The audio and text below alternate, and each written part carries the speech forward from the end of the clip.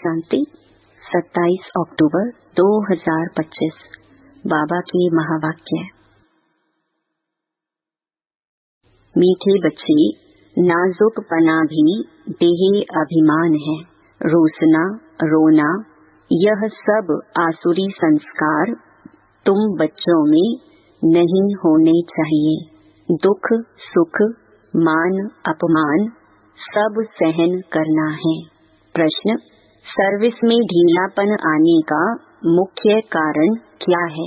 उत्तर: जब देही अभिमान के कारण एक दो की खामियां देखने लगते हैं, तब सर्विस में ढीलापन आता है। आपस में अनबनी होना भी देही अभिमान है। मैं फलाने के साथ नहीं चल सकता, मैं यहाँ नहीं रह सकता, यह सब नाजुकपना है। यह बोल मुख से निकलना माना कांटे बनना, ना फरमान बरदार बनना।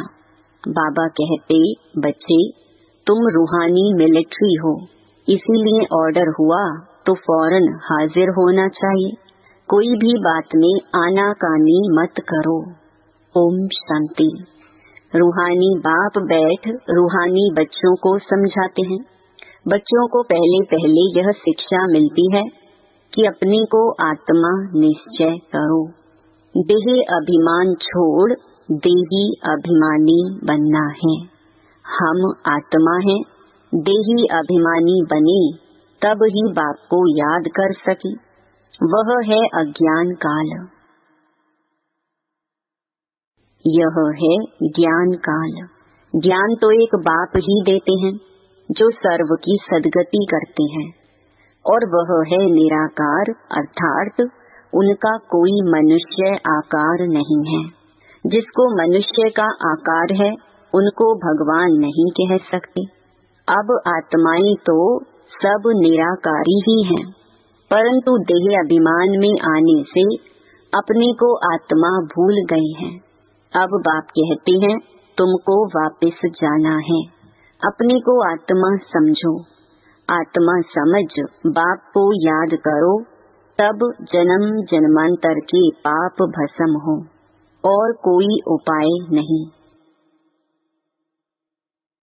आत्मा ही पतित, आत्मा ही पावन बनती है।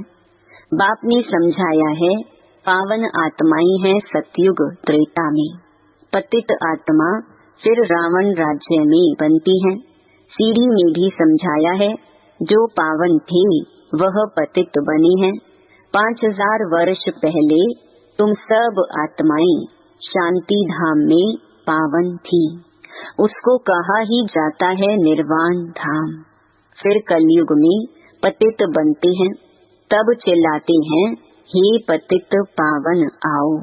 बाबा समझाते हैं, बच्चे मैं जो तुमको ज्ञान दे रहा हूँ पतित से पावन होने का, वह सिर्फ मैं ही देता हूँ, जो फिर प्रायलोप हो जाता है।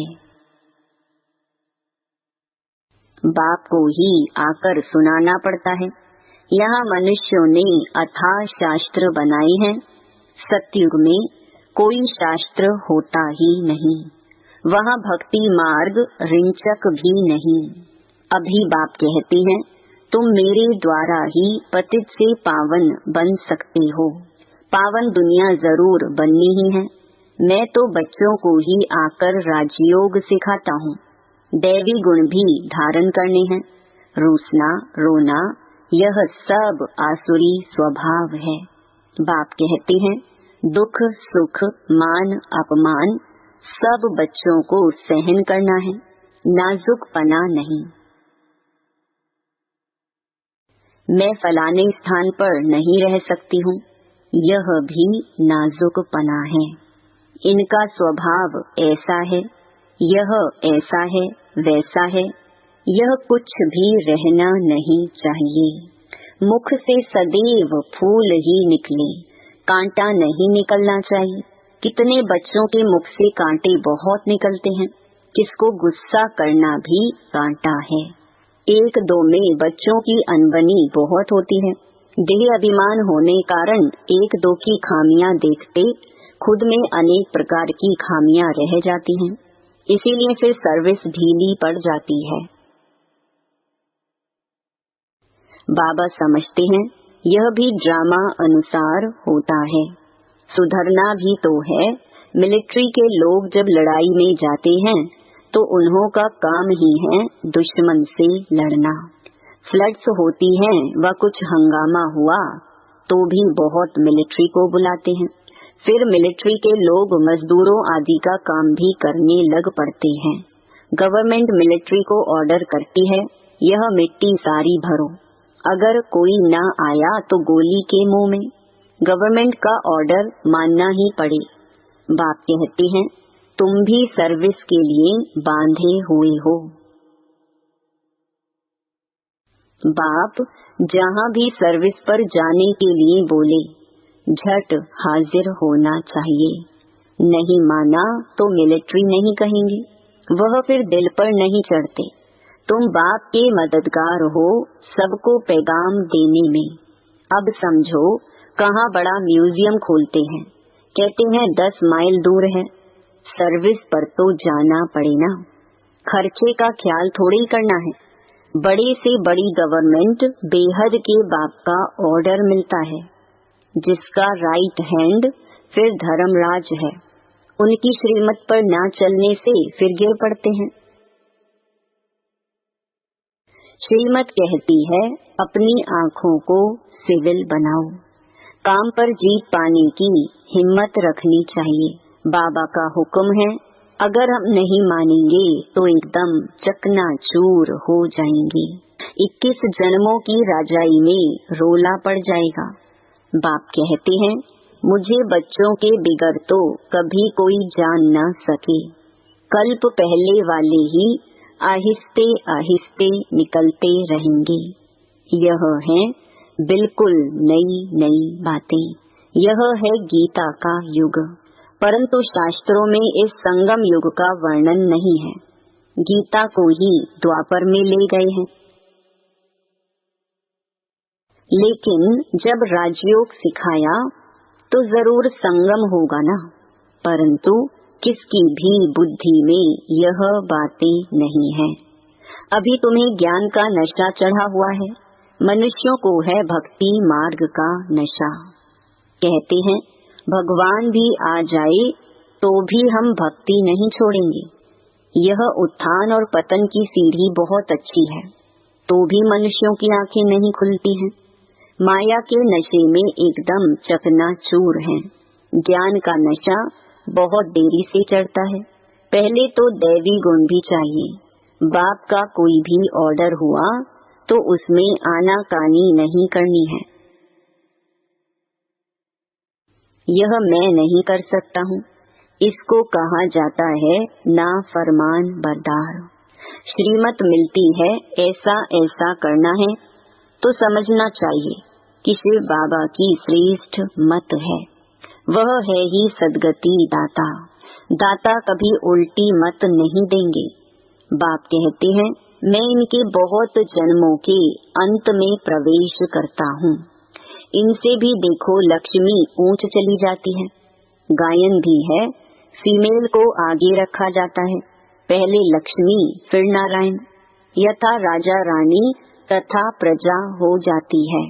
तुमको भी ऐसा श्रेष्ठ बनना है। इस समय तो सारी दुनिया में रावण राज्य है। सभी कहते हैं राम राज्य चाहिए। अब है संगम। जब इन लक्ष्मी नारायण का राज्य था तो रावण राज्य नहीं था। फिर चेंज कैसे होती है यह कोई नहीं जानते। सभी घोर अंधियारे में हैं। समझते हैं कलयुग तो अभी छोटा बच्चा रेगड़ी पहन रहा है, तो मनुष्य और ही नींद में सोए हुए हैं। यह रूहानी नॉलेज रूहानी बाप ही रूहों को देते हैं। राजयोग भी सिखलाते हैं। श्री कृष्ण को रूहानी बाप नहीं कहेंगे। वह ऐसे नहीं कहेंगे कि हे रूहानी बच्चों। यह भी लिखना चाहिए रूहानी नॉलेजफुल बाप स्पिरिचुअल नॉलेज रूहानी बच्चों को देते हैं। बाप समझाते हैं, दुनिया में सभी मनुष्य हैं देह अभिमानी। मैं आत्मा हूँ यह कोई नहीं जानते हैं। बाप कहते हैं, किसकी भी आत्मा लीन नहीं होती है। अभी तुम बच्चों को समझाया जाता है दशहरा दीपावली क्या है। मनुष्य तो जो भी पूजा आदि करते हैं सब ब्लाइंड फेथ की, जिसको गुड्डी पूजा कहा जाता है, पत्थर पूजा कहा जाता है। अभी तुम पारस बुद्धि बनते हो तो पत्थर की पूजा नहीं कर सकते हो। चित्रों के आगे जाकर माथा टेकते हैं, कुछ भी समझते नहीं। कहते भी हैं ज्ञान, भक्ति और वैराग्य। ज्ञान आधा कल्प चला, फिर भक्ति शुरू हुई। अब तुमको ज्ञान मिलता है तो भक्ति से वैराग्य आ जाता है। यह दुनिया ही बदलती है। कलयुग में भक्ति है, सतयुग में भक्ति होती नहीं। वहाँ है ही पूज्य। बाप कहते हैं, बच्चे तुम माथा क्यों टेकते हो? आधा कल्प तुमने माथा भी घिसाया, पैसे भी गंवाए, मिला कुछ नहीं। माया ने एकदम माथा मोड़ लिया है, कंगाल बना दिया है। फिर बाप आकर सबका माथा ठीक कर देते हैं। अभी आहिस्ते आहिस्ते कुछ यूरोपियन लोग भी समझते हैं। बाबा ने समझाया है, यह भारतवासी तो बिल्कुल तमोगुणी बन गए हैं। वह और धर्म वाले फिर भी पीछे आते हैं, तो सुख भी थोड़ा दुख भी थोड़ा मिलता है। भारतवासियों को सुख बहुत तो दुख भी बहुत है। शुरू में ही कितने धनवान एकदम विश्व के मालिक होते हैं, और धर्म वाले कोई पहले थोड़े ही धनवान होते हैं, पीछे वृद्धि को पाते पाते अभी आकर धनवान हुए हैं। अब फिर सबसे भिखारी भी भारत बना है, अंध श्रद्धालु भी भारत है। यह भी ड्रामा बना हुआ है। बाप कहते हैं, मैंने जिसको हेवन बनाया वह हेल बन गया है। मनुष्य बंदर बुद्धि बन गए हैं, उनको मैं आकर मंदिर लायक बनाता हूँ। विकार बड़े कड़े होते हैं। क्रोध कितना है, तुम्हारे में कोई क्रोध नहीं होना चाहिए। बिल्कुल मीठे शांत अति मीठे बनो। यह भी जानते हो कोटों में कोई ही निकलते हैं राजाई पद पाने वाले। बाप कहते हैं, मैं आया हूँ तुमको नर से नारायण बनाने। उसमें भी 8 रतन मुख्य गाए जाते हैं। 8 रतन और बीच में है बाप। 8 हैं पास विद ऑनर्स, सो भी नंबरवार पुरुषार्थ अनुसार। देह अभिमान को तोड़ने में बड़ी मेहनत लगती है। देह का भान बिल्कुल निकल जाए। कोई कोई पक्के ब्रह्म ज्ञानी जो होते हैं उन्हों का भी ऐसे होता है। बैठे बैठे देह का त्याग कर देते हैं। बैठे बैठे ऐसे शरीर छोड़ते हैं, वायुमंडल एकदम शांत हो जाता है और अक्सर करके प्रभात के शुद्ध समय पर शरीर छोड़ते हैं। रात को मनुष्य बहुत गंद करते हैं, सुबह को स्नान आदि करके भगवान भगवान कहने लगते हैं, पूजा करते हैं। बाप सब बातें समझाते रहते हैं। प्रदर्शनी आदि में भी पहले पहले तुम अल्फ का परिचय दो, पहले अल्फ और बे। बाप तो एक ही निराकार है। बाप रचयिता ही बैठ रचना के आदि मध्य अंत का ज्ञान समझाते हैं। वही बाप कहते हैं, मामेकम याद करो। देह के संबंध छोड़ अपने को आत्मा समझ मामेकम याद करो। बाप का परिचय तुम देंगे, फिर किसको हिम्मत नहीं रहेगी प्रश्न उत्तर करने की। पहले बाप का निश्चय पक्का हो जाए तब बोलो 84 जन्म ऐसे लिए जाते हैं। चक्कर को समझ लिया, बाप को समझ लिया, फिर कोई प्रश्न उठेगा नहीं।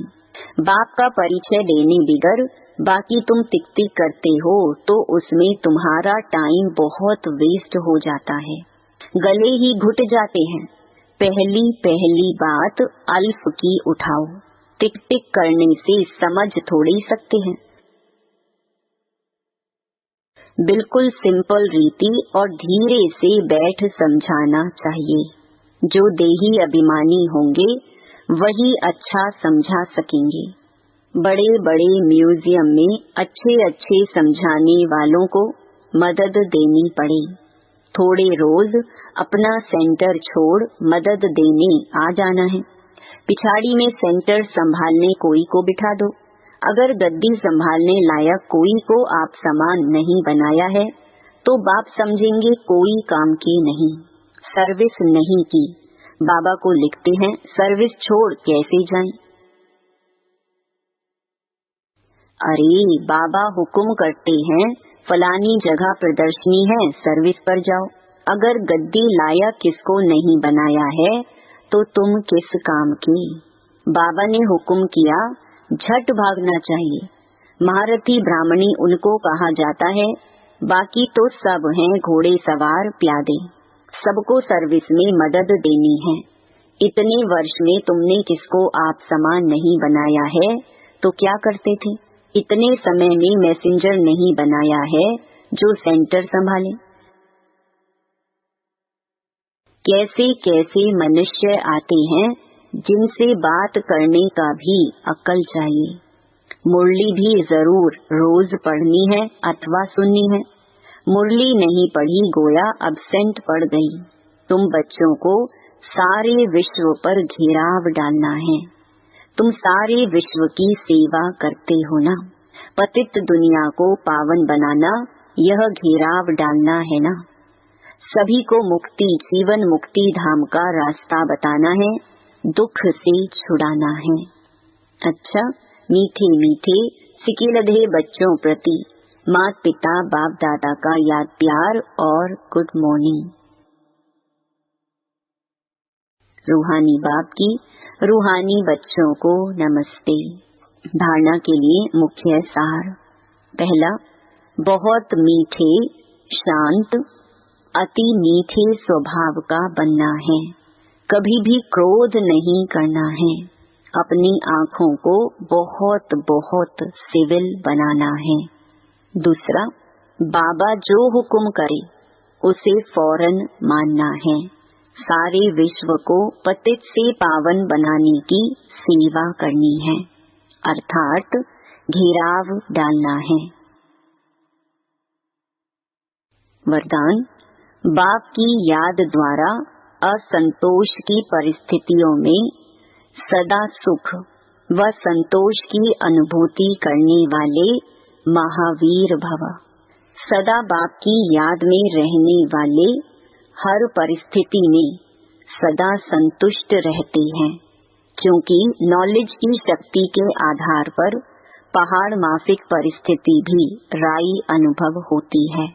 राई अर्थात कुछ नहीं, चाहे परिस्थिति असंतोष की हो, दुख की घटना हो, लेकिन दुख की परिस्थिति में सुख की स्थिति रहे तब कहेंगे महावीर।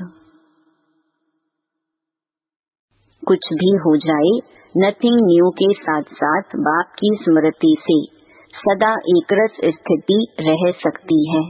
फिर दुख अशांति की लहर भी नहीं आएगी। स्लोगन, अपना दैवी स्वरूप सदा स्मृति में रहे तो कोई की भी व्यर्थ नजर नहीं जा सकती। अव्यक्त इशारे, स्वयं और सर्व के प्रति मनसा द्वारा योग की शक्तियों का प्रयोग करो।